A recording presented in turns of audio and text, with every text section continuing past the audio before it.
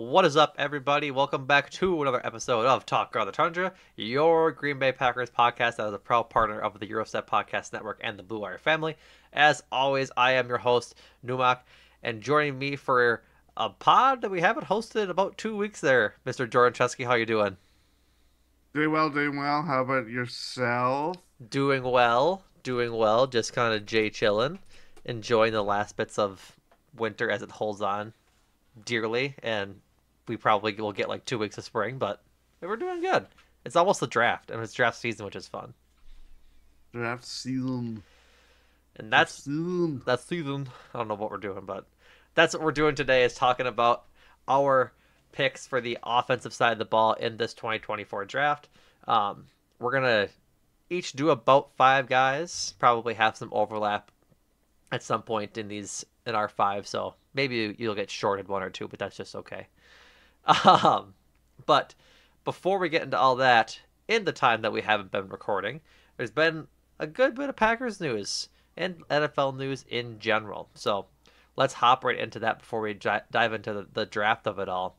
The Packers made some roster moves since the last time we recorded. They re signed A.J. Dillon to a 1 year, estimated $2.75 million deal, which isn't a free agency deal. It was a qualifying offer for AJ Dillon, which is like not used very often, which was like weird to see being reported from various I guess reporters, obviously throughout the NFL and Packers Twitter. But I mean, it's a small deal. We'll see how much it goes.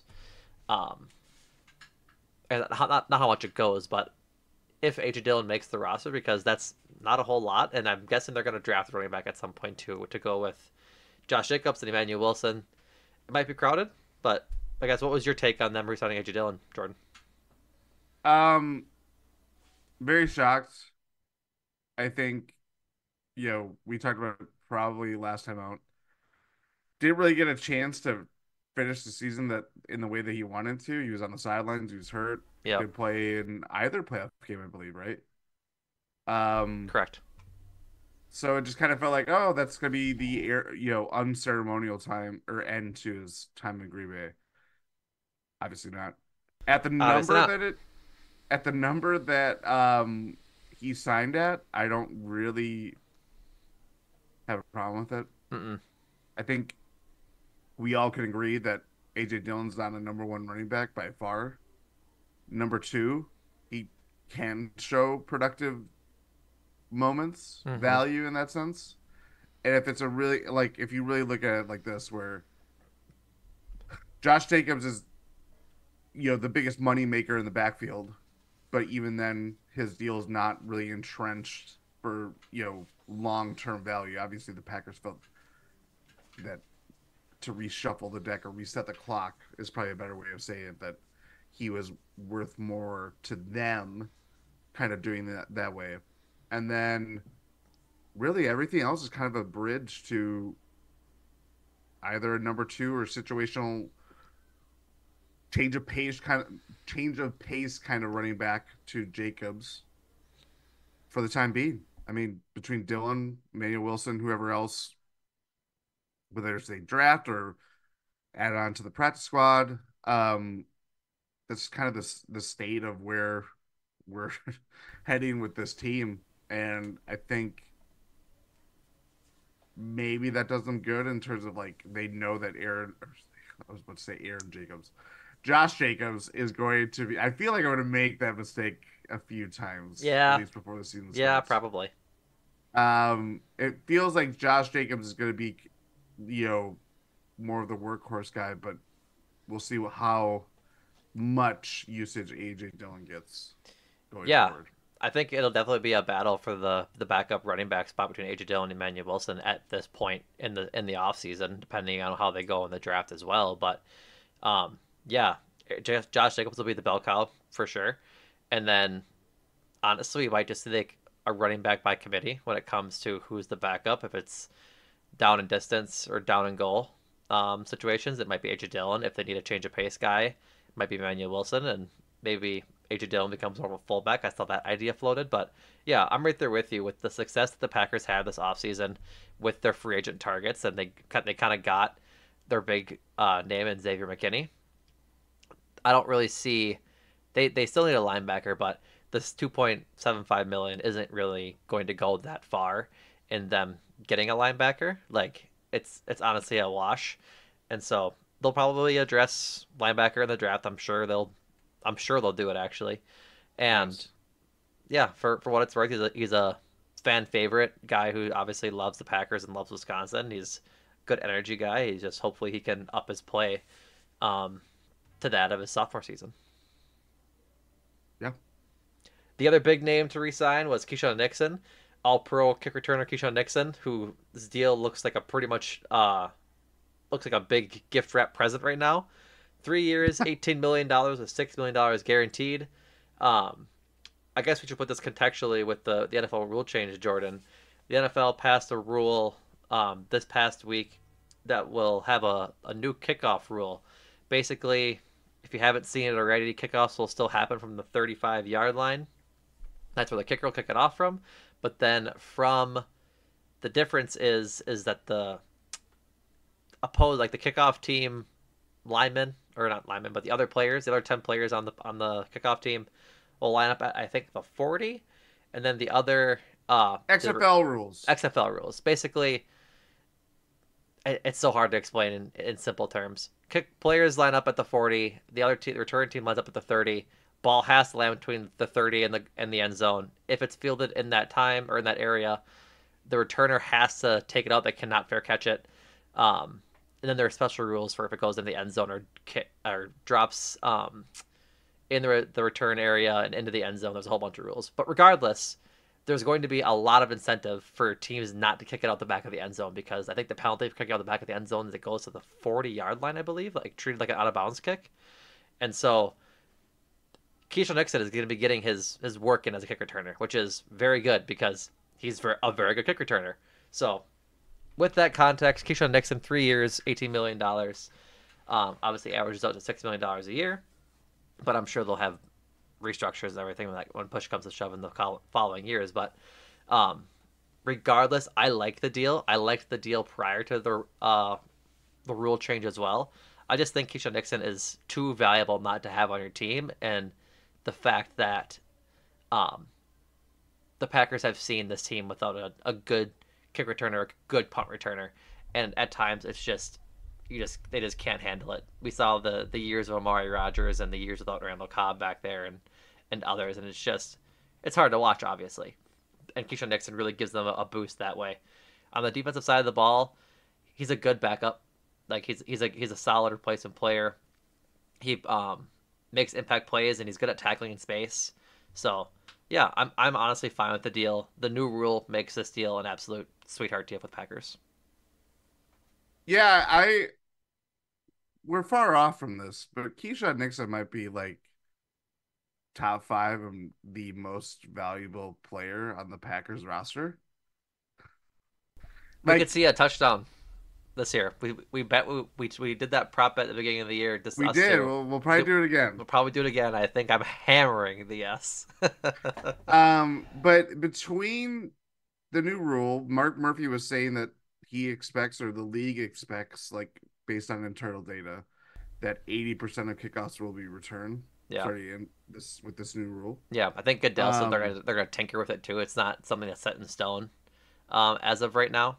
So, uh, yeah, I think last year's data was that only 22% of kicks were returned. So, context that's 60 more returns coming on kickoffs. and likely he gave us the context. Anyway, but I think between clearly that just a game changing field, you know, tilter kind of in that sense of just if you can guarantee that the Packers are going to have like an average starting field position at like 35 yards or higher, like throughout the season, and Keyshawn Nixon is responsible for that, I'd sign me up. Like that, it's that easy. Then you have, well, we're not just talking about him being a specialist anymore. He's their slot corner. Um, and with the new system, with the new DC, I'm very intrigued by how he can get unlocked. Like I know we look at Jair, we look at the stars, we look at obviously Xavier McKinney is kind of the belle of the ball right now, but in that secondary that is looks unfinished, especially in the top kind of half of it. Keyshawn Nixon is going to play a very like indispensable role for the Mm-hmm. secondary, Yeah, and I would absolutely. feel like he is really more entrenched than the outside corner opposite of Jair. You know what I mean? Like it is that is his gig. He's not going to lose it. Clearly, Packers paid him what the third biggest contract that they've had given out this year I so think so. far, Yeah. and to me, like that just says it all about what they think about him as a productive player, as a developmental project. Because really, like that is how you kind of view it. It's like picking up a. It's not the same level player, but like look at like Pat Connaughton with the Bucks before he came there. Yeah, I mean, he was a guy that was on Portland, didn't really have much of a role for the first two seasons. Nope. Gets major minutes in his third season. Clearly not.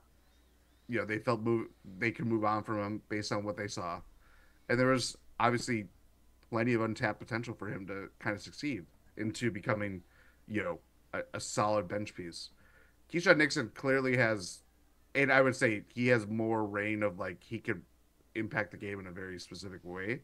Yeah. But I, I feel like when we were looking at slot corners in free agency, it's like okay, how can they really get better? It's like there's not that much out there, and it's a very premium position because we're talking about guys that can defend tight ends, slot receivers, Yeah. the That's it. occasional running back that will go out wide. Like it's an overlooked position, but then when you come down to it, and we're talking about matchups, these guys, especially come playoff time, what are they going to do when they have to play against the 49ers or whoever else? So that to me is like they didn't really have another choice, and I firmly am in the camp of Keyshawn Nixon might be a lot more valuable to this team than we even realize right now. Yeah, and hopefully so. Like I know there was some contention around this contract that he got, considering it is a pretty big contract for his main role being kick returner last year, and obviously he did play in the secondary. But um, yeah, I'm with you. I'm hoping that Jeff Halfley's new system really benefits him, and that everything else around this situation for Keisha Nixon just benefits him so much more. Like I I think he's poised for a pretty big year. I'm with you. I think he's gonna be a very important player next year, and I'm excited to watch kickoffs again. Same, very much. Anything else, Keyshawn? Um, I don't think so. Not that I know of, but no, I think I know his reaction to the new kickoff rule was really funny. He had like yeah, the meme of the guy behind the tree just going yeah. like that. I do remember seeing that. That was very funny. I already know what this recap of this episode's That's right. That's right. Um, five other players signed deals. Um, not too much worth.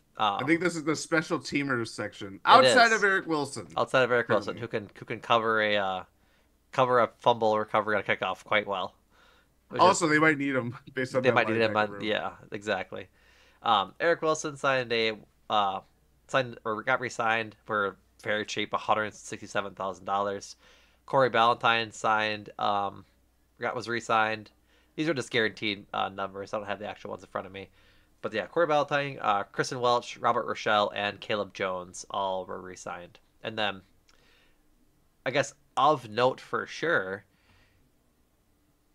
Jordan, your boy Anders has some competition. Packers signed Greg Joseph to a 1 year Even deal. more. Yeah, even more competition. I think they said that they're not going to bring three kickers into camp, but they currently have three on the roster, so that's worth noting. Okay. Um, but Greg Joseph signed a 1 year deal.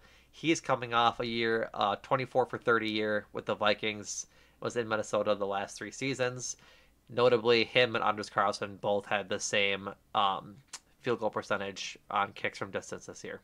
So not like he's really gotten a whole lot of push from Greg Joseph at this point. Like the same issues that Greg Joseph had, Anders Carlson had. But here we sit. What do you think of the Packers bringing in some competition for Anders? Some real competition, I should say.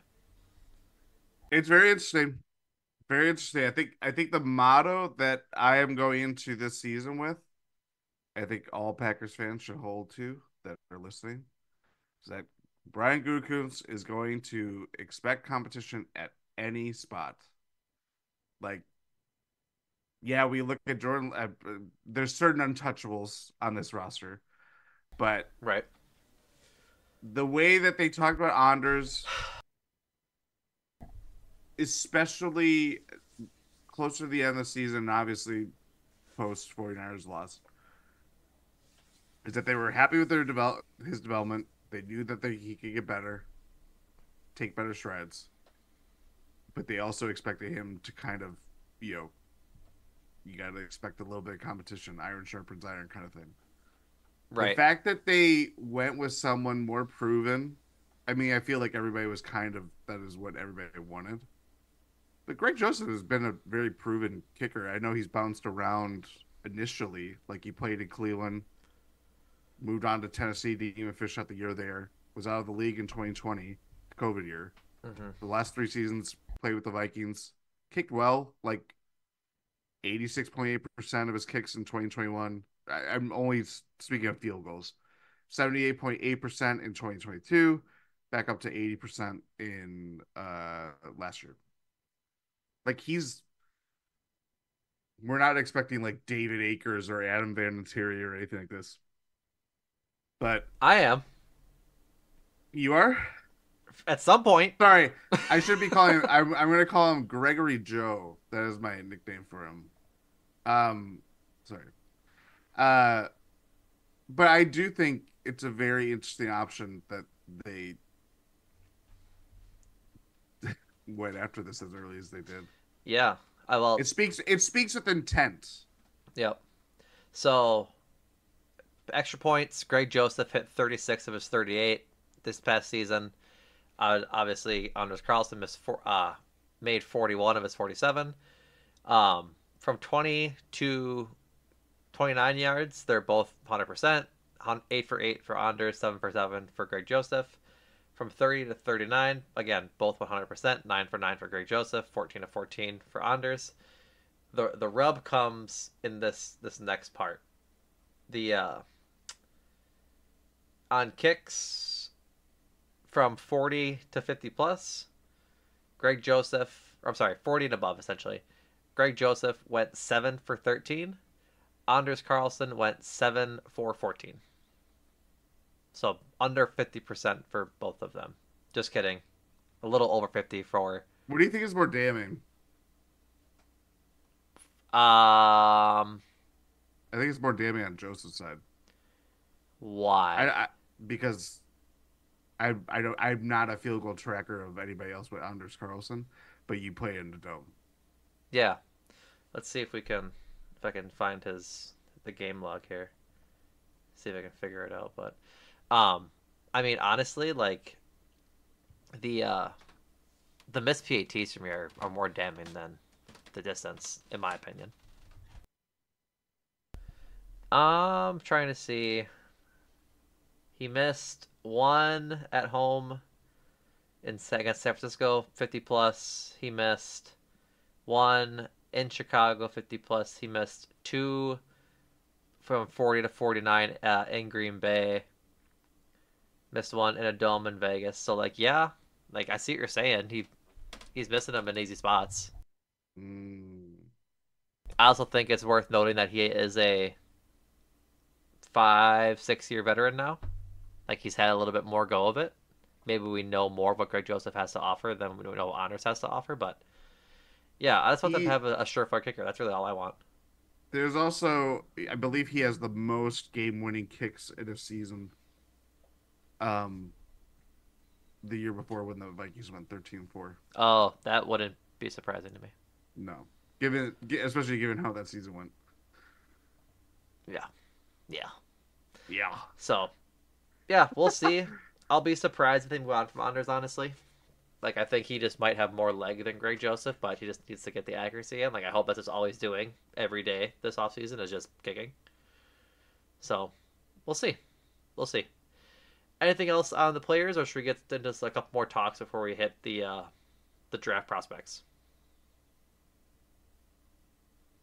I think I don't know. I think that kind of hits big, Mm-hmm. the big ones. That's right. I did not mention also Yash Nyman officially farewell, Yep. signed with the Carolina Panthers. Yep. That's actually a pretty healthy deal for him. Kind Yeah, he got a good deal. of Josiah DeGuara, Jacksonville Packers that train keeps on moving. Yep. I mean, I'm happy about that. That's for sure. I don't Dog. think was there any other. I don't think there were. The only one that hasn't been re-signed is Rudy Ford. Oh, I guess Devondre Campbell at the time we didn't know where he was going. He went to San San Francisco. Francisco. Yep. I'm trying to think of anybody else. Very intriguing spot there. I think he'll have a better opportunity to play how he wants, which are his words He, on I was, Twitter. I was gonna say he made that very known. It's like, Football, yeah, we all or know that Joe Twitter or Barry Instagram, sucked. one or the other. Both. It was both. Was it? He was popping up on both of them. Yeah, he's got a socials tab button on his phone like we all do. I'm Right? sure he does. He's popping up Um, on threads.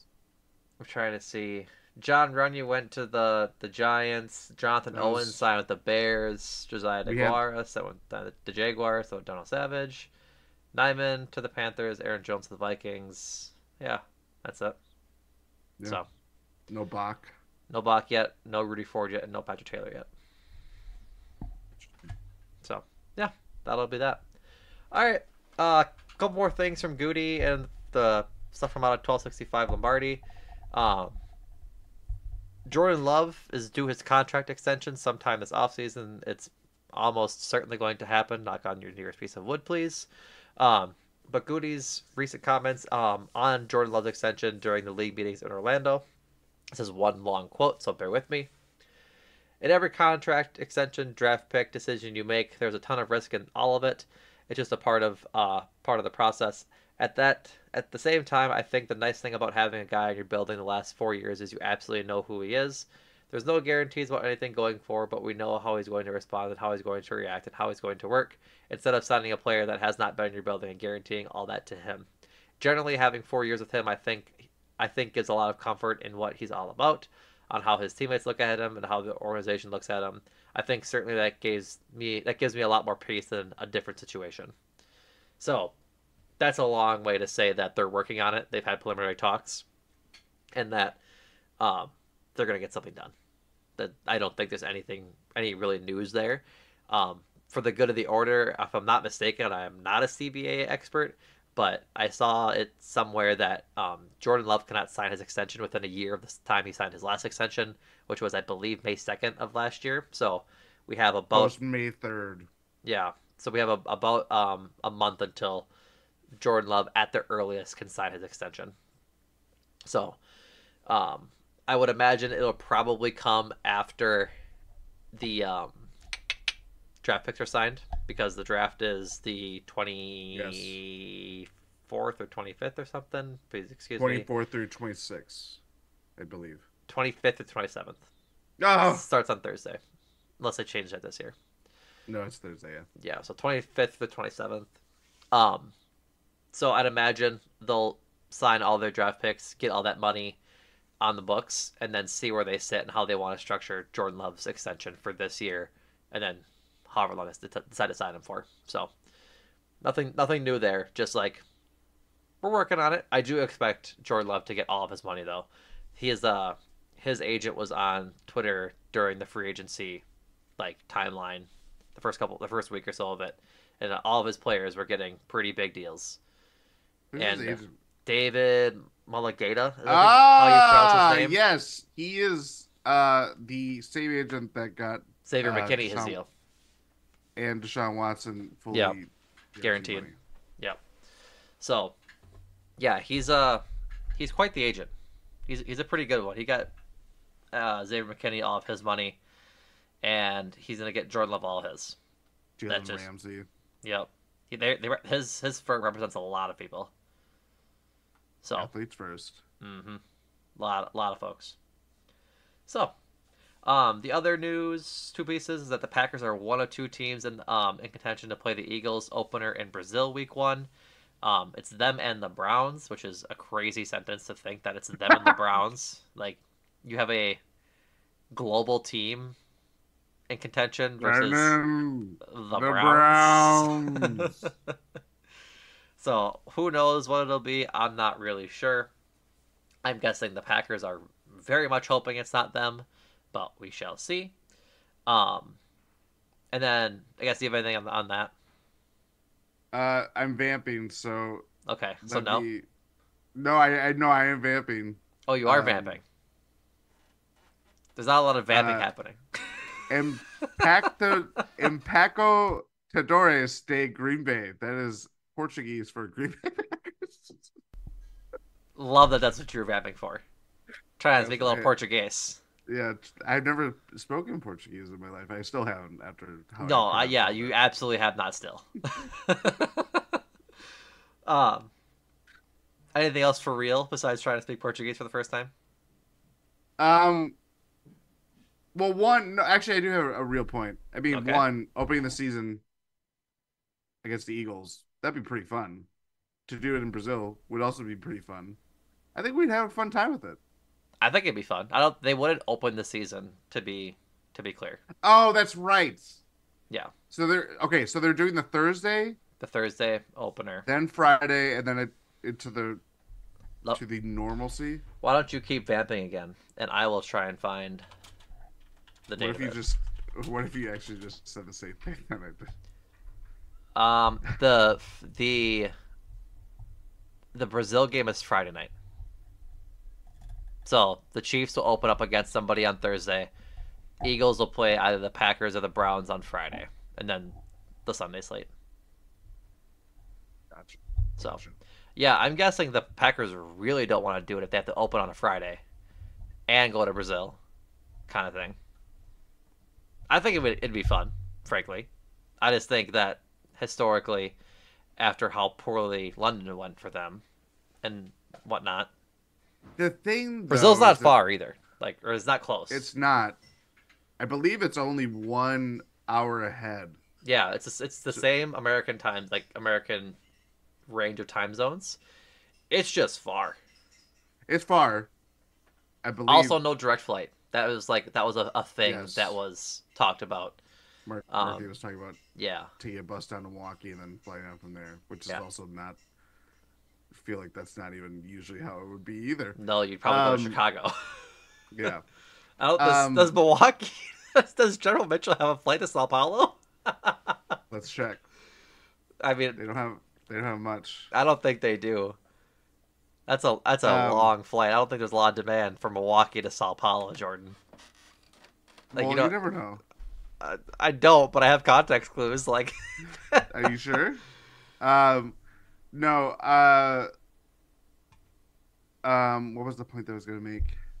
I think elevation issues would also be in play if memory serves, because I remember that during the World Cup in Brazil about 10 years ago. That was a watching. Yeah, it's 3,724 feet. it's a long way. To feel that in the first game of the season when you're kind of still working your conditioning and everything like that. Yeah. I would say though, devil's advocate, from a simple like, hey, let's get this out of the way. I would probably welcome having this as the first game rather than where the Packers were the first time around with the London game. Hmm. Week 7 it was, Yeah. and you know, but that's They just get, me. yeah, they would get an extra day off. Like that's for sure. It's just that um I just don't know if they want to do it. Like I don't think they're earnestly doing it. Also, by the way, no, there is not a direct flight to Sao Paulo. Ah, um All right. I think that's enough on the Brazil game. If they play in it, they'll play in it. We'll see. Yeah, that is true. Um, Last bit of good news for the good of the order. We already got a half hour in. We should get going and talk to drafties pretty quick here. Um, the other rule that was changed is no more hip drop tackle, which I think is notable just for football in general. I know there's a lot of opining on the Twitter app saying that football is no longer football. I think it's going to Are they be gonna start wearing flags? okay. Is that what people were doing? JJ Watt was literally yes. Oh, that Um, guy. Pewaukee finest. Um, Sure. the I think it's going to be hell to officiate and call, Litigate. yeah, to litigate and call correctly. I think it's a good thing to get rid of. Like it's tying up a person's legs as you're pulling them to the ground is like just asking for injuries. It's a it's a football play that's been in the game for as long as the game has been around. Newt It is Rockney, just a Red dangerous play. Grange. What'd you say? I said Newt Rockney, Red Grange. Sure, you lost me on both of those names. They're old football players. I'd imagine so, but it's one of those You couldn't things. think that out with Newt. No, the only Newt I know is the shitty presidential candidate. Yeah. Uh, but I guess the for me is you're taking out a play from the game that's been there as long as it has for the sake of trying to not have players twist ankles and tear ACLs. Like, yeah, it sucks. It's gonna be hard to tackle Derrick Henry. It's gonna be hard to tackle a large tight end, but I think it's just better for player safety. And it's hypocritical to what a bunch of the other things that the NFL does, like add an 18th game or 18th week and a 17th game, shorten the preseason, all this other stuff, right? But at the end of the day, I don't think this is like a. I think people got their panties in a bunch just for it was a Tuesday afternoon with no football on. Like it was something to complain about, honestly. Yeah, I don't really have any thought. Like, I don't have any thoughts on it now, but your point of when games actually are played, like, how is this actually going to get executed? Because that is a Yeah, very real question. Because it's like, you could add all the, I mean, you could have a different kickoff rule. You could have a different rule with replay. You could have a different rule with whatever. yeah, Um, but this is like an in-game play. Like it's not. It's very different to like someone launching their head at another player. Like it's a sledgehammer to a watermelon. yep, You know what I mean? So that's where it can get really thorny and opens up the door for a lot of mischievous calls and things that will only continue to continue the outrage of banning this thing. So it's like it's yeah, gonna be a vicious cycle of just like yeah. Peter these- Bukowski Peter Bukowski had a good point that he like pulled the rule from the rule book when it got like published, and he compared it to the NBA's 3 point con contest, yeah, 3 point contest rule where you can contest the 3 point shot, but you can't land under them. Like it's the mm, same idea. Like you can wrap up around the waist and you can pull down as so long as you don't wrap up their legs. If you land on their legs, it's a penalty. But if you wrap up and drag them down and their legs are free, then it's all good. So when it's put like that, if that's how it's officiated, that's how it's like if that's how the rule kind of plays out, it's a good rule. But I think it just like the landing zone rule in the NBA, it ultimately is good. People were mad yeah, about that too. How are you supposed to defend a 3 point shot now? It's like, well, you just have to. Like you can't put your feet under a guy's legs and twist their ankle. Like yeah. that's just how it has to be. So, alrighty, that does it all for the Packers news. Time to hop right into the draft prospects on the offensive side of the ball. Packers pick at pick 25. Um, I do not remember the last time the Packers took a non-quarterback in the first round. I don't think Eddie Lacy was it because I think he was a second round pick if I'm not mistaken. So besides Jordan Love and Aaron Rodgers, it's been a It while. has been Derek Sherrod, Oh, 2011. oh, Derek Sherrod getting a lot of love these recent weeks. I believe I mentioned like you a did. lot of the most recent pods, and I've seen a lot of mock drafts that have mentioned Derek Sherrod too. As Big one of the Derek biggest Sherrod busts of time. all time. Big Derek Sherrod time. Doesn't Now, matter about his playing career. It's Big Derek Sherrod time. how about we don't uh put his name around right now, considering we've probably got a couple tackles we're looking at in the first round. Um, I would say several tackles. Several. So, um, Jordan, do you want to start or should I start? I'd imagine we might have one of the same first picks here. Oh, I for will. before we start, sorry. We Yes. each picked five players, as I mentioned at the top of the pod. Probably have some overlap, but Jordan and I had mentioned pre-pod that we each kind of like took two stabs. We're gonna do like the top 100 picks, so the Packers have five picks, the top 100. Um, we each kind of looked at two players available in the first round, two players available in the second round, and a player in the third. Since the Packers have 25, 41, I'm gonna 25, 41, 58, 88, 58. 91. Yep. So, um, with that idea, just looking at a couple of options in the first round, like who they could pick there. Two options in the second, look for their two picks, and then it's kind of hard to pick out the third round option since there's gonna be so much movement from between now and then. But that's the deal. So 2-2-1 for rounds two, 1, 2, and 3. So as I said, Jordan, should you go first or should I go first? I'll leave it to you. Alrighty. My first player off the board that I'd like to see the Packers draft falls in line commonly with a lot of people on Packers Twitter who have, especially after his pro day today, Thursday, is Graham Barton, the tackle out of Duke. Um, an absolute athlete. He didn't test at the combine. He had a pro day today, like I had mentioned. Wasn't able to get enough data out of it for an RAS score, but he ran a sub 540 as a lineman, and that is faced. Left tackle for the Duke Blue Devils. He is a senior, if I'm not mistaken. He is a senior. Has allowed two tackles each of his last 2 years. He had a better Two grade for sacks. PF. Yes, two sacks. Two last year, Gotcha. two this year. Um, he had a really good year. His sophomore year, or I'm sorry, his junior year, according to PFF. Only played in 9 games this past year, but exclusively played left tackle. Watching some of his tape, I watched a game in which he played Jared Verse, who is the edge rusher out of Florida State, who's mocked to go in the top 15. Had some really good reps against that guy. Like just was able to take his bull rush, was able to stay with him, and then predictably had a couple bad snaps too against him. He wasn't like a lockdown guy like Joe Alt would be at the beginning of the first round.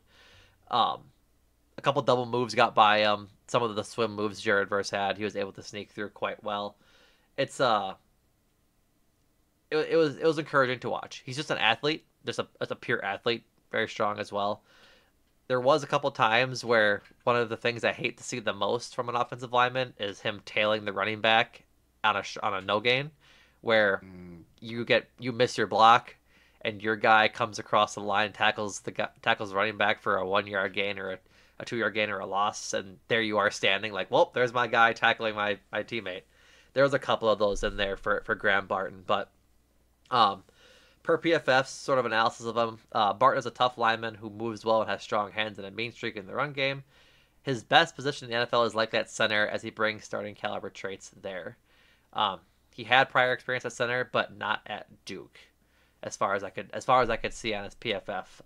Yeah, it looks like he exclusively played left tackle for At least the last three the years. last three seasons. The 2020 year, so weird COVID year. Yep, Played in the final 6 games with 5 starts at center due to injuries on the line. That is per his player bio on NFL.com. yep. So, um, he has good grades across the board for run blocking and pass blocking. a bit of a mediocre grade when it comes to gap blocking, which is just a style of running, like a style of run play.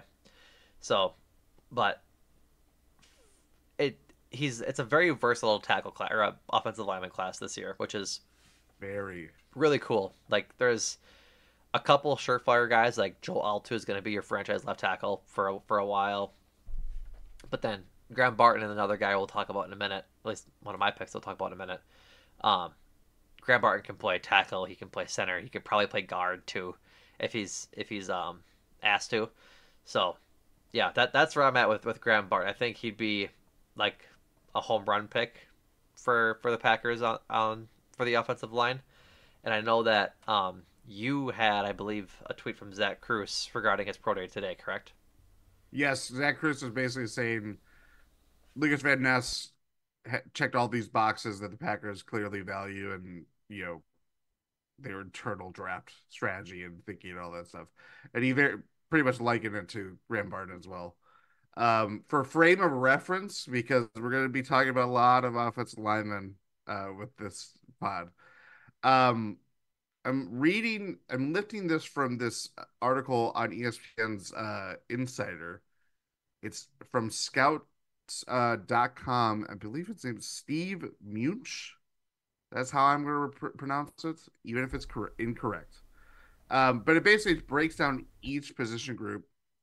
It lists how many players have a top 100 grade per Scouts Inc. And then they include players with first round grades.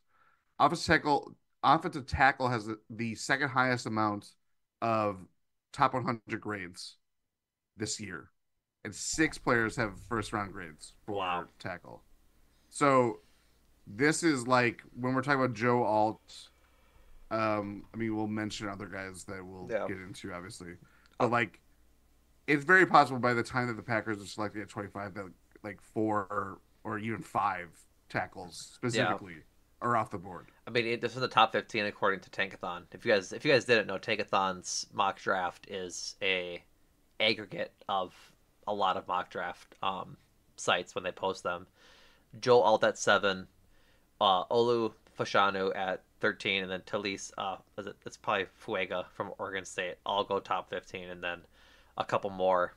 J.C. Latham out of Alabama at 18, and another guy we'll talk about in a minute that the that are around the Packer spot. Yeah. So for me, like Barton, I would agree with you. Checks all the right boxes. I think viewing it from the lens of how the Packers like offensive linemen, they certainly like versatility. They like guys that could jump from spot to spot. And really, like Shout out Zach Tom. Zach Tom, Elton, obviously, like he clearly is entrenched as a left guard, but we see him, I believe, was it left tackle or right tackle? He's moved. He was right tackle opposite of Bakhtiari. That's right. Yes. Um, the thing to me going into this exercise of okay, let's break it down by each side of the ball is that we look at what the Packers have: Jordan Love, Josh Jacobs, a deep wide receiver class or room. They just drafted two rookie tight ends last year, each kind of serving or combining to serve like overlapping skill sets. There's not much room to bring in skill players. They certainly will bring in some skill players, obviously, but it's not a priority. No, Offensive line is like, I think, compared to other big glaring roster needs, we're looking at they have to fill a starter with John Runyon leaving. Josh Myers is in a contract year. yep. Um, Sean Ryan is the incumbent starter, for lack of a better way of saying that. To A re- guy that is to not, replace John Runyon. yeah, to replace John Runyon at right guard, but certainly not. I feel like everybody would be like, oh, that's not a lock. No, yeah, nobody's confident in Sean Ryan taking over that spot with ease and taking it like for himself at And this point in the offseason. Rasheed Walker took major strides towards the latter half of last year, but I feel like he's not like Zach Tom. He's not like Ellen Jacobs. That's 3 out of 5 starting spots, and we're not even getting into like what they have beyond that because It's Caleb Jones, it's Luke Tenuta, Royce Newman is still on this team and is not good. So really, they don't have that much depth. Like we're gonna see a lot of structurally, like, okay, how do we just protect? How do we improve the? It's not just pass protection. I think where they could really get a lot better is run blocking because before Aaron Jones had a 5 game streak of 100 yards or more, this running offense was not great, and part of that was based on who they had available and injuries and all that stuff. But overall, like they just didn't have the push or the give to kind of jumpstart that way and make it a high, performing part of their offense. Yeah, there was. I think it's Jacob Westerdorf or Westdorf. I apologize for mispronouncing his name if he listens. Um, One of his like strategies, he's been doing mock drafts for a couple of weeks now, is just all the offensive linemen. Like, I'm not Yeah, kidding. I think he drafted like 7 of their 11 picks as offensive linemen, which isn't like I don't want to say it's a good idea, frankly, because like that's a lot of picks to dedicate towards offensive line when you have other needs to fill. But yeah, um, I think EJ is the only guy on contract through I think the end of next year, if I'm not mistaken. And so like yeah. it's gonna be a priority pretty quickly here because you'll need to pay Zach Tom, you'll probably pay Rasheed Walker something, and then obviously you'll draft guys that will replace Josh Myers maybe and replace um, Sean Ryan or Royce Newman at right guard, obviously. But yeah, it's just a need for them depth wise, like you had said. And so I don't think I want to draft 7 linemen, but I think 4 would be a good idea. I think that is kind of. I would set that the bar if I'd we say had an that's the over line. under. That's the line. Four Yeah, and a half. it's clearly going to be a huge need, and it's not even about who they have beyond this year. So like whoever they draft, given their pedigree of finding really good offensive linemen, like they haven't had to prioritize finding a lineman early in the draft since Derek Sherrod. There we go again. Stop invoking Uh, his name. is this Beetlejuice? It Sherrod, is. Sherrod, Sherrod.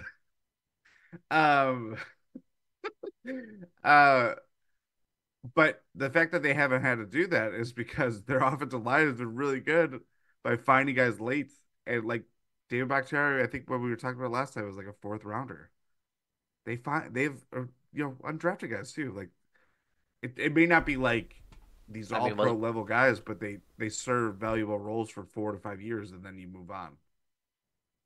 was the Packers' last first round lineman that panned out was Balaka in like '08, Yeah. whatever Was that that was. 08? I'm looking right now. 10, So he was right before. right before Derek Stroud in 11. Yeah, they went. Uh, Ryan Bulaga played 11 years. yeah, Good God, yeah. They dude. let him. They let him I'm go old. walk like 2016, 2017. They played for. Was Corey where? When did they take Corey Lindsley? I think 2012, 13 Oh, he ish. was a fifth rounder. Never mind. Yeah, he wasn't a first rounder. Okay, I thought he was higher for some No, reason. no, no, no, no, no, no. So, um, so yeah, the offensive line situation will be interesting, which I think is natural for this team right now. And I guess do you want to move on to our next lineman or our next first round player? I have another one, obviously, but we'll go with your next one. Was Graham Barton one of yours? Yes, Graham Okay, Barton easily one of just where they are at, and yeah. yeah, Who's your other guy? Tyler Guyton. Really? He intrigues me. I feel like he is kind of the yin to Barton's yang, where I don't like he Tyler Guyton kind of feels like this go big or go home kind of pick. Literally, like he's 6'8". He moves incredibly well, very fleet of foot. He is just very raw. Like it shows very quickly like how he is, and it's the feats that he puts together.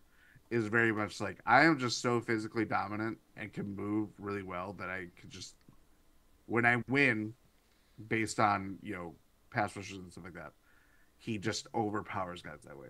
It's not necessarily like look at his technique or look at this. It's very much it feels very just like boom, just kind of leaps out that way.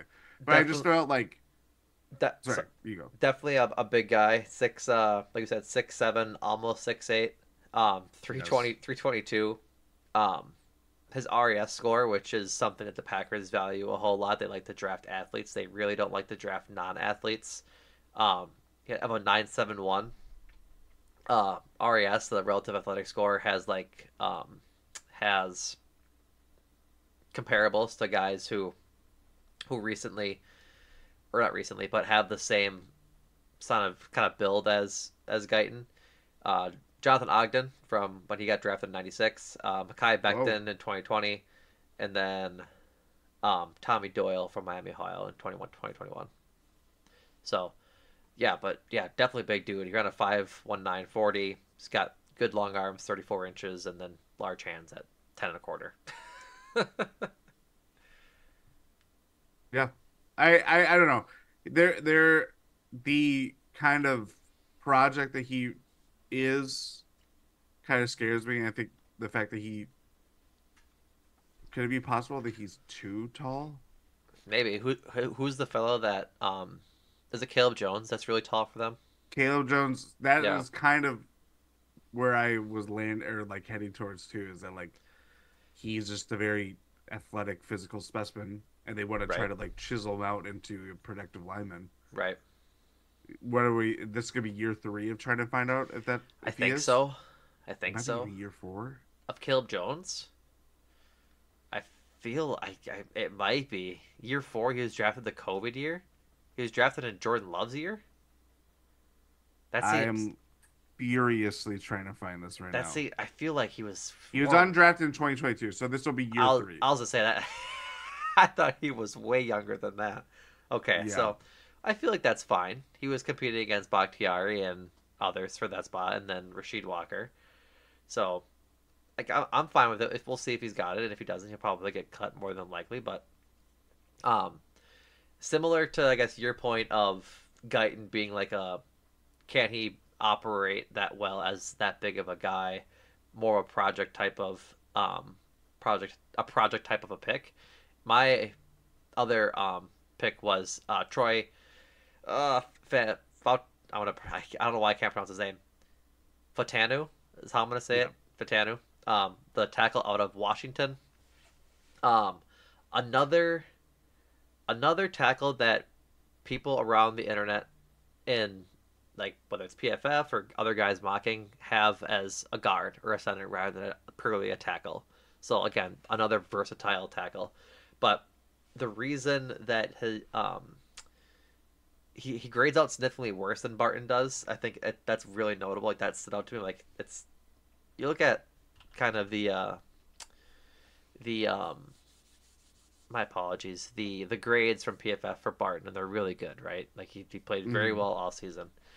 You look at um, Fatanu's and it's just not as good whatsoever. Like they're just average at best. He's got a really good pass blocking grade, but he played for Washington and obviously played in a Big Five school. But you look at his game grades this past year; they're not that good. He had 2 sacks let up this past year on 3 hits and 18 hurries, significantly worse in that measure than his previous year, where he allowed no sacks, 2 hits, and 13 hurries. Played a lot of left tackle last year. Over the course of his career, does have experience at left guard.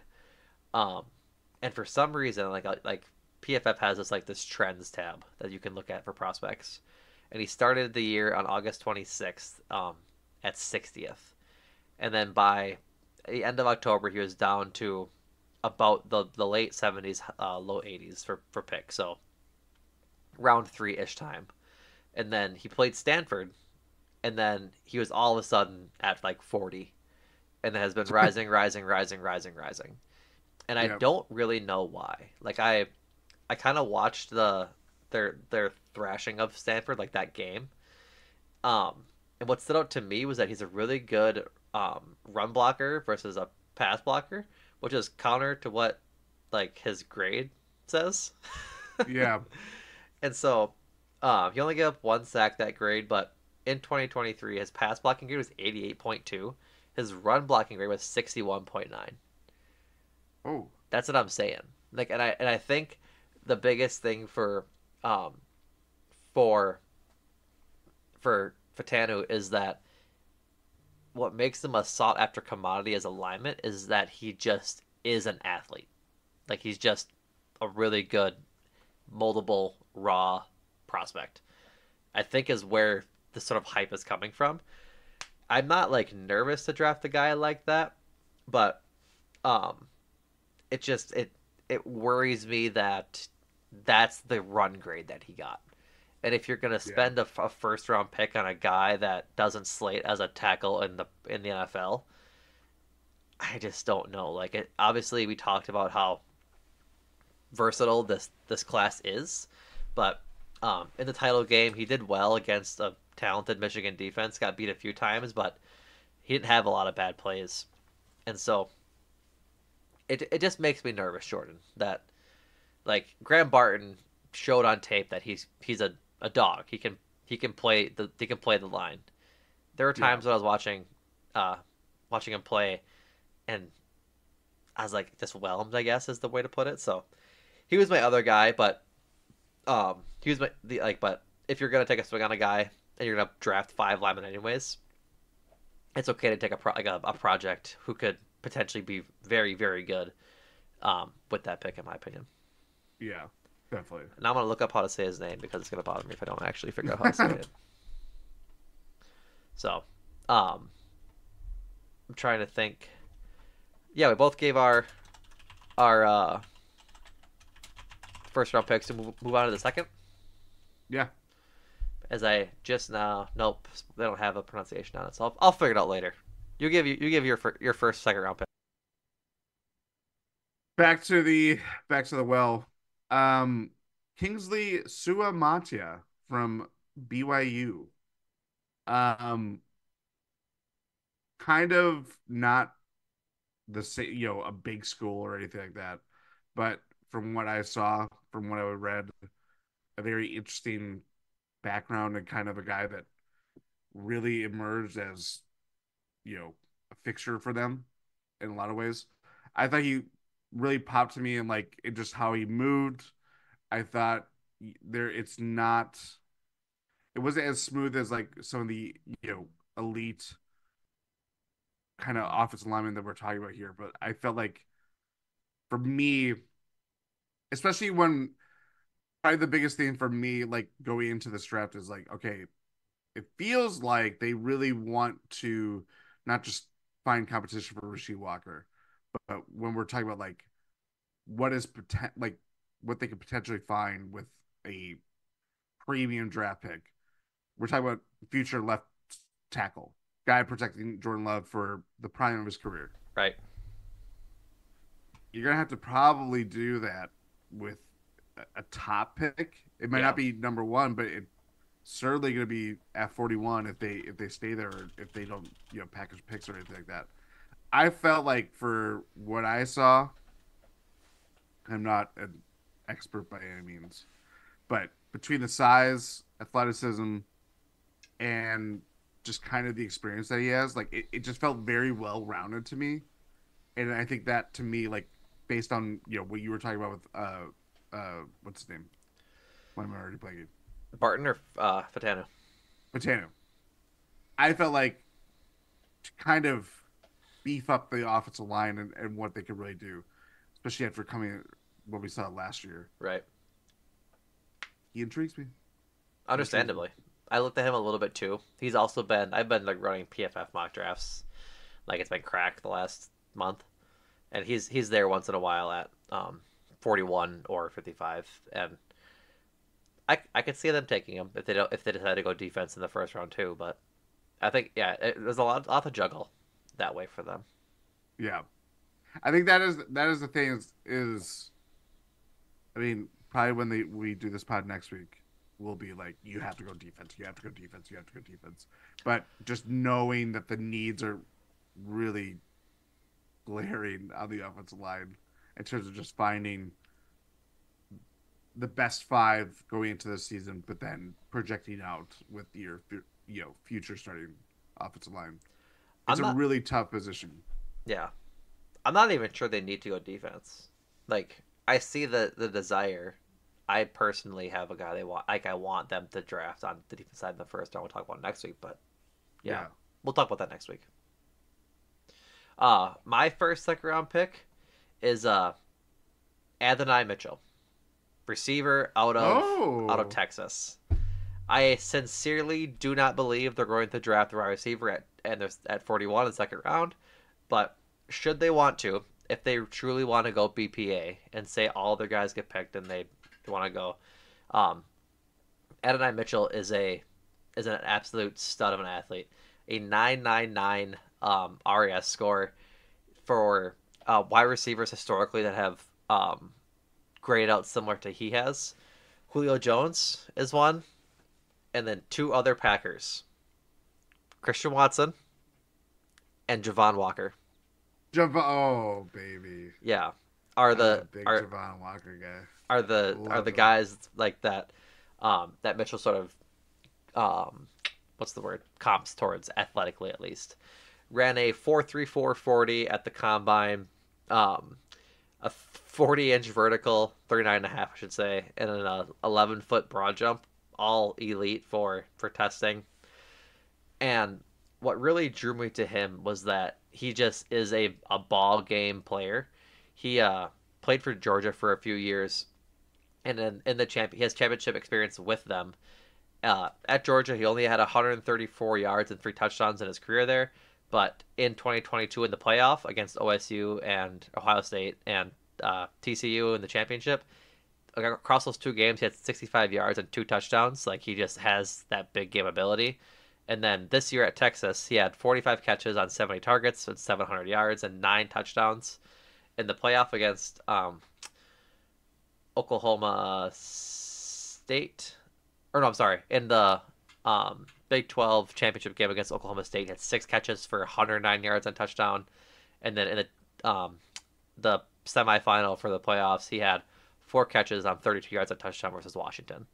Like he's tall and is really good at catching the ball at the apex. Like the reason why I like went towards him is I saw him catch that touchdown against Washington, and his ability to stay in the air after he jumped because he jumped too early, but was able to jump again per se and go up and grab the ball was like really awesome. He doesn't have great like contested catch ability, like the same reason kind of we got not mad at Christian Watson, but wanted to see him take that step. Mitchell doesn't have that so much either, but I think he's able to, given his ability to go track the ball. Really good hands, only one drop this year. But over the last 18 games of his career, he's had 14 touchdowns, which is just like pretty darn good. Pretty darn good. Hmm. Um, in this analysis for PFF or from PFF, they wish he could tack the ball better, as I said. But I watched some of his tape, and he has really pretty breaks. Like ever since we got sort of taught what a good break looks like by Devonte Adams here in Green Bay, it's kind of a lot of what I look at when I watch a receiver play. And Yeah. we watched like we recognize like Dante Van Wicks has really good footwork coming out of breaks, really good at breaking off routes and beating his defender that way. Um, Adonai Mitchell is a lot of that same thing. Like you watch him play, he's got really great footwork, and if you can create separation that way, you don't really need to go get the ball and contest it at the height of its jump. You can just catch it when you're open. So that's where I'm at. Like if you're getting comped to Julio Jones, Javon Walker, and Christian Watson, like I don't want to have the Christian Watson conversation right now, but my notes say Christian Watson replacement question mark, and that's kind of where we sit. We'll have that discussion We very, will have very that soon. discussion, but I don't think it's appropriate right now. For the record, to go back to that article by Scouts Incorporated, wide receiver class. This wide receiver class obviously has been talked about a lot. Certainly at the top of the draft or near the top of the draft. I mean, it's Five. loaded, dude. It's loaded. Five players with first round grades. 19 players in Scouts Inc.'s top 100. I mean, it's insane. Like just off top, there's So Marvin one Harrison Jr. fifth. Yeah, like just off top. Excuse me. There's Marvin Harrison Jr., Malik Neighbors, Roma Dunze, Keon Coleman, um, Brian Thomas Jr., Adonai Mitchell. I'm missing one. Um, Lad McConkey, Lad McConkey and Xavier Worthy, Xavier Worthy. Like, Xavier Leggett. yeah, like there's just so many. There's so many good receivers this draft, which is why I think the Packers might swing on one. I think they will swing on one. I think they will not take any of the probably a lot of the guys that we. I That we mean, just named. It's Packers. Yeah, They're not going to, I mean that but that. they will take probably someone that compared to their peers Mm-hmm. that doesn't test well or something, the body work isn't there. They maybe had injuries and stuff like that. Like the perfect example is Dontavian Wicks. Yep. That guy, if we saw one season of, oh, okay, maybe this is what we could see, and he had a lot of injuries and other stuff, you know, Crop up. that it, Yeah. yeah. So that bumped him down to a fifth round draft pick. I could easily see the same thing again. Yeah. 100%. 100%. Maybe not top 100, Yeah. even with having five picks in the top 100, but Yep. still. Yeah. I think in a lot of my mocks, I don't draft a receiver in the top 100. Mitchell is for sure an outlier in my mock drafting. It's the Um, tantalizing guy that just has yeah. all the It's athleticism that also you need. the fact that we're only drafting one side of the ball right now. Oh, of course, yeah. So, who's your other second round pick? Or your other second round target? Patrick Paul was another guy that I looked at him too. Yeah. I'm very boring. I'm just gonna be very boring. I'm looking at all linemen. It's Yeah. not the sexiest part, but Patrick Paul, very similar to Tyler Guyton in a lot of ways. These mammoth of men. More so, he was locked in as a left tackle at Houston rather than Guyton was kind of more so right tackle at Oklahoma. Right, Oklahoma, right? Yes. For Guyton? He, Yeah. yeah, Guyton transferred to Oklahoma. Anyway, Patrick Paul played at Houston. Very just again physical presence, has some athleticism to back it up. Very raw, kind of the read that I was getting when looking around is that he's kind of polarizing. Is that again project kind of level prospect here, but if you develop him well and if you have a strong pedigree of developing offensive linemen, the odds are in your favor of having a starting level guy that may turn out to be a even better than that. So that's the kind of read that I got, and maybe those guys will always interest me just because going for the home run. That's right. My other second round pick was Texas halfback teammate of Adonai Mitchell, Jonathan Brooks. Um, One of the bigger things that a lot of people point to nowadays when trying to evaluate college running backs is how much they were used in college. Like, for example, Jonathan Taylor used a whole lot coming out of college. He wasn't like knocked for that reason, but people had hesitancy about him because he just had that many more snaps under his belt. Um, Jonathan Brooks is not that. He has a lot less usage than some of the other big name running backs in this class, like Blake Corum out of Michigan. He is coming off an ACL tear that he had in November, but in 11 games this season, he had 187 rushes, 1,130 yards, 10 touchdowns, and then 25 receptions on 29 targets for almost 300 yards. Um, like I said, only played 11 games because of his ACL injury, but he's big. He's 6 feet 215, and a north-south runner with great vision and patience. I watched a lot of his highlights, and I was like, oh, he can run. He can run. Um, he's not the strongest runner. Like he's not like Derrick Henry where he's just gonna bowl over you. He doesn't run with a lot of like. So you know how Isaiah Pacheco runs like he bites people. Yes. This is Jonathan Brooks isn't that. Like he's kind of I don't want to say meek, but he's like doesn't show like Slide. yeah, he doesn't really show like an aggressive edge to his running. He just is Mm. kind of he's got his runs, so he's good at it. Um, but he reminded me of another Texas running back uh, that's famous for being very fast and catching the ball. You want to take a guess? Texas running back fast. Played for the Ricky Chiefs. Williams? Played for the Chiefs. That'd Jamal be cheap. Charles. Oh. A lot of a very similar running stance is what I'll say. Gait is probably the better word for it. Not as fast Also as. a guy that Go ahead. sorry, I was gonna say also a guy that like was as explosive post ACL tear, if I Yeah, remember correctly. yeah, he definitely Oh, he was. was good. He was really good.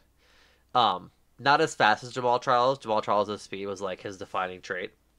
I Yeah. think Jonathan Brooks' defining trait in watching his highlights from this past season is his vision and his patience running the ball. Like he isn't a jump cut runner, kind of like Le'Veon Bell was. Like Le'Veon Bell had elite vision and elite patience, able to hit holes where he could. But Jonathan Brooks to me has really good vision and patience, but runs north to south, and that's a good thing to have, in my opinion, for a runner. Yeah. Um, doesn't have breakaway speed or anything. Like he's not gonna just pull away like an elite guy would. Like who's a fast running back? Why am I blanking? I'm just blanking. Anyways, he's just not gonna sprint away from you like a track star. He's just Yeah. got speed. If he gets going, it's gonna be hard to catch him, kind of thing. So, Mhm. obviously, rookie coming out of college would need to get better at pass protection. He had trouble with doing that at Texas, but I think definitely worth a second round swing if he's there, or even a third rounder if he's like I've seen him kind of fall back there because of his injury. But Yeah. yeah, I believe too he's not based on when he tore it, he is not able to run in the lead up correct. to the Yeah, draft. he doesn't have any testing, which is like just fine. Honestly, I think it's easier to view those guys as what they are at the college level versus like some other positions. But um, a lot of really great grades on PFF for snaps or from sorry for attempts. He had 21 in 2021, 30 last year, and 187 this year. So he doesn't have a lot of mileage on him. He's only a junior. So here's to hoping that ACL isn't a problem for him. But he's really intriguing to me. Like I think if you're looking to take a looking for your future running back, he definitely could be next to Josh Jacobs should that plan work out as well. Like you Yeah. wouldn't have a power back if you let AJ Dillon go, but as much as I love Emmanuel Wilson, like Jonathan Brooks, I think looks much better than Emmanuel Wilson did. Mm. Are we buckling? What'd you say? Are we buckling here? On me with Emmanuel Wilson? Yes. No, not buckling. I just think that like New toy? Did you find a new toy, Numac? not even like that. I just think that there's a reason Emmanuel Wilson went undrafted, right? Like whether There's a reason it's why he got cut from a practice squad. right. It's not even just, you know what I mean? Yep. No, exactly. Like he's got some of it. I think he has good talent. I think if he continues to work, he could be very good, or at least a serviceable backup at the very least. But um, you look at a guy like Jonathan Brooks, and PFF has him as his description as an ideal blend of size, speed, strength, and agility. The only reason he didn't get snaps the last 2 years is because his teammates were Bijan Robinson and Roshan Johnson, two guys that got drafted. So like, what do you do, kind of thing. And Yeah. so, um, yeah, I, I'd be intrigued for sure. Same thing with Anthony Mitchell. Like if they're gonna draft a specialist in rounds 2 or 3, I think Jonathan Brooks could be a pretty good starting running back for the Packers in the near future. Yeah. All right, on to your. Do you have a second? No. Yes, you're on to our third round picks. Yes. Um, again, it's me. I'm boring. Cooper Beebe from Kansas State. Guard. Um, back to back Big 12 Offensive Lineman of the Year. Pretty very experienced. Um, Again, help on the interior line. Very, it's very interesting evaluating or like watching like tackles, and it's you put a preview on like, well, that guy is a 10-year starter. The next, I mean, you mentioned Jonathan Ogden as a RES score comparison for Tyler Guyton. Yep. Like Jonathan Ogden is one of the best offensive linemen in NFL history. So there's just like a status that automatically like, oh, I'm looking at left tackles, like let's see just like the blind side and everything like that. And then when it comes to like, yeah, I'm just looking at like interior offensive linemen. They're just like, I don't know, there's like a pejorative way to look at it, but very important for this Packers team. And for me, watching Cooper Beebe, it's not flashy, but it gets the job done. It's the Mike Rowe of Yeah. NFL God. draft prospects. God. Everybody's got to. There's a dirty job somewhere, and someone's got to do it. Of Cooper course. Beebe does it. Yeah. I went the same way. Not Cooper BB, not Cooper BB, but I also went interior offensive line. Well, I'll tease that briefly. Um, Great grades from PFF for Cooper BB for the last 3 years as a starter. Played Also, in 9.27 RAS. Yep, good stuff there. Um, 83, 80, 85 for grades his last 3 years. Only allowed 2 sacks his last 3 years, a few hurries, but played left tackle for some snaps this past year and was primarily left tackle. Excuse me, primarily left tackle in 2021, which is when he had his. He still had a good year. It was his best year grade wise, but he allowed 4 hits and 6 hurries, but no sacks in 2021. But can play left tackle. Spent the majority of his time at left guard his last 2 years, and then this past year he played 19 snaps at left tackle, and then 100 snaps at right tackle. So another Yeah. versatile guard for sure. Um, Played in a I don't want to say weak conference in the Big 12. Like it's Kansas State. It's not the most powerhouse program, but they were. I thought they were somewhat good this year, but I might be mistaken on that. Um, I don't think you're mistaken. yeah, I thought they were at least okay. I'm Um, looking that's okay, but 9-4, 6-3 in yeah, conference. yeah, that's about Finished right. fifth. Finished fifth. They were. I mean, they had Texas, Oklahoma State, Oklahoma, Yep. Iowa State was 6-3. Yeah. So Yeah, which is just kind fine. of what do you expect from a Kansas State football Yeah, program? I can't really talk anyways Similar to because Wisconsin. yeah, I can't really talk anyways because my third round pick is Mason McCormick, a guard out of That was my other guy too. South Dakota State. Um, his tape is not inspiring. Is how I'm gonna frame this. Um, he looks really slow. They talked about not they like there was I was looking at some of like his like draft profile and what people were saying about him, and he mentioned how like he's really slow below the waist, like his hips don't turn that fast. He's doesn't get going very quickly in games, but what for all that being said, he absolutely put on a show at the combine. Like he had a pretty good RS score, 994 unofficial. He ran a 5:08 40 time, and had elite shuttle and 3 cone times, along with Whoa. very good vertical and broad jump times. All done at the combine. Like he put on a show. He's only 6'4", 310, but um, what? And Go ahead.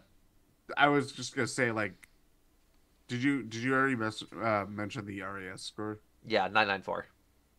Um, I feel like if there is anybody that needs like a combine Up. performance like that, Yeah. it's someone a D2, right? Yep. Or if D2. I'm, D2. yeah. So there's an extra amount of importance to test well in that sense. Yeah. I also think that like this is also Tucker Kraft's alma mater, where he got drafted out of Yes, it last year, is. and I do think that having a pro strength and conditioning program would help him a lot. Like get him more flexible in his hips so he can move faster, and all these other sort of strength and conditioning aspects that aren't really available at South Dakota State, or as it would imagine, isn't it available at South Dakota State? He exclusively played left guard at South Dakota State, which would create a logjam with EJ. Um, but he started 57 games straight across 45 starts in his last 3 years. He only allowed 16 total pressures, 2 sacks allowed in 2022, and none allowed in 2023. Um, I want to pull up his actual. I don't think I have his snap counts for the year. Oh yeah, I do. So across some quick math, about 1,100 snaps, close to 1,200 actually. No sacks or 2 sacks allowed the last 3 years. Like that's pretty darn good. Mm-hmm. And Oh yeah. only 14 total pressures. Like that's just good. And so, or is it 16? Can I do math? Yeah, 16, not 14. My apologies. Um, so he'd have a lot to do. He's got really slow reaction time at some rushes when I saw that on tape, albeit it was like 720p tape because it's a D2 school. Um, but in a similar way that you talked about, like, is it Tyler Guyton, right? Tyler or Taylor? Yeah. Tyler Guyton. I would love to see the Packers offensive lineman crew get their hands on him and see what they can do with him. Because Yeah. if you're looking for an answer at right guard or left guard or however you want to answer at guard, if he can figure out a way to play right guard, I'd be very, very happy with that. But obviously a project. It's more of a swing. Like I think the Yeah. NFL.com has their own sort of prospect profile, and they have a score from 0 to 8, and he scored a 5.90, and on their scale that they have at the bottom, um, from 5.8 to 6 is average backup or special teamer, and so that's what they like um, project him out as from their own Yeah. analysis. So say with that what you will, but again, I think he just needs some work at an NFL level program. Yeah. For sure. It may not be a year one or even year two kind of like Yep, guy that you similar to Caleb imagine. Jones and Sean Ryan for that matter. Yeah, I was just saying maybe Sean Ryan's more Yeah, apt here. yeah, not because of the uh, the PEDs, but just the timeline, the timeline and the rawness. Yes. What? Am I wrong? Yeah, that's what I thought. The silence is deafening, Mister Laughing Tresky. Um, anything else when it comes to offensive players? That's it, right? We went through them all. We didn't go through the 88 and 91. I only had 5 players. I talked about my 5. Did you talk about your 5? I did talk about Man 5, but I'm just saying we didn't plunge further if we wanted to. No, yeah, we didn't go through like that all that way. Like we said, we talked about 2 first round picks, even though we only have 1 first round pick, kind of thing. So Yeah. Maybe we'll look at like sleepers. Maybe there's some guys that will like day two, day three guys that'll be like, hey, see, this guy might be something. that's kind of like the I want to say like the problem because it's not really a problem. It's just like a draft thing. Is that we don't know. We don't know. There's a We lot don't of know. guys. There's There's gonna be how many picks taken? 252 or whatever the number is. 56. 256. No, no, I think Miami forfeited this year. There's a couple forfeits, I think. So yeah, it might be lower than that. What would you expect? Like probably 50 of those guys played 5 or more years. Oh yeah, like that's probably the expectation. 50 of those guys have some sort of role they make an impact play at some point in their Yeah. career. So Like I mean, who is the fella from Chattanooga that Belichick took last year or 2 years ago?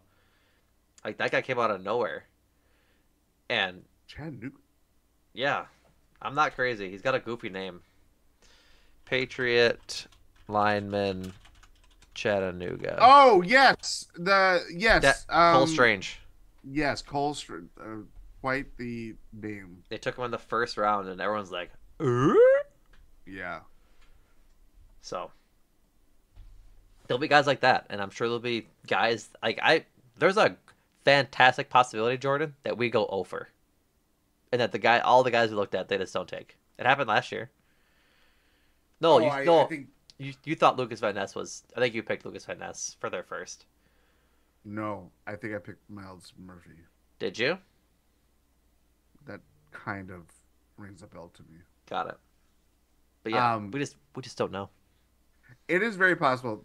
It is almost likely that the Yeah. Packers will. I the difference though is, as we mentioned, from an offensive perspective, I don't think this will be the case on the defensive side. Is that a lot of these guys you wouldn't necessarily think like there are a few special cases, and for whatever reason that if they were ever to drop, would be like that is a guy that is going to start right away, lock it down. Yeah. We go into training camp. It's not even a competition battle, Yep. but this is a different. They are looking at everybody largely as competition. They want competition at every spot. So that's where I think it, I like the healthy competition all across the roster and at the positions that certainly need a boost or kind of it's not necessarily about looking towards the future as draft and develop like the Packers usually do. There's Right. real need for guys to kind of hit the ground running. Yeah. One other guy to be on the lookout for, the Packers might draft is Jackson Powers Johnson, a center out of Oregon. He was the Yeah, guy. He was my third lineman off the on in the first the round, so he didn't make the cut for this pod. But if he drops, that'd be a pretty solid pick there as well. So yeah. anything else for the good of the order, Mr. Tresky? Or should we wrap up? No, I think we wrap. I think I like where this is heading. I like obviously that this is a good offensive lineman class, specifically with tackles, but Yep. it it will only get proven when you know games are played. Mm-hmm. Exactly. But and the draft comes around. It's all thought exercises right now. So, all right, folks. Thank you so much for, excuse me, for listening. We appreciate it. Be sure to check out gspn.info for all things Eurostep Podcast Network and check out the Discord as well. Um, as you're listening to this, if it's in the afternoon, the Brewers are kicking off their 2024 campaign. It should have been today, but the freaking Mets don't have a roof on top of their building, and I guess the MLB was just like, we won't have an opening day uh, game in a place where there's a dome. But that's neither here nor there. But you can check out Cruising for a Bruising with Adam and Andrew as they start their season for the Milwaukee Brewers. Check out All Things Bucks as they wind down their regular season and work towards the playoffs. Obviously, with 1-6, dropped a new episode today with my lovely co-hosts here, George Tresky and Adam McGee, as well as Eurostep with Ty and Rohan. All Things Bucks, go check that out over there if you haven't already. And then be sure to check out Make Time for This as well. Adam and Andrew's pop culture movie podcast. They most recently talked about the Oscars and their top 10 list for the year. So that's all there is, folks. We'll be back next week with the defensive side of the ball, and then Oh, that'll be it. I'll have fun with that one. I've got a lot of people I want to look at there. But the week after that, Jordan and I are gonna do a little mock draft, live. I should say live, but during the course of the pod, we'll put it up on the screen. So that'll be a good YouTube one if you want to watch on YouTube, which is ooh. go check it out over there. And then the week of the draft, as we mentioned, April 25th, we'll be live on YouTube, watching the draft, all that stuff. So be sure to go subscribe on our YouTube channel, which is the Eurostep Podcast Network, so you get notified when we go live and when we schedule lives and things like that. So, all right, folks, like I said, thank you for listening. We appreciate it. And Jordan, thank you. Thank you.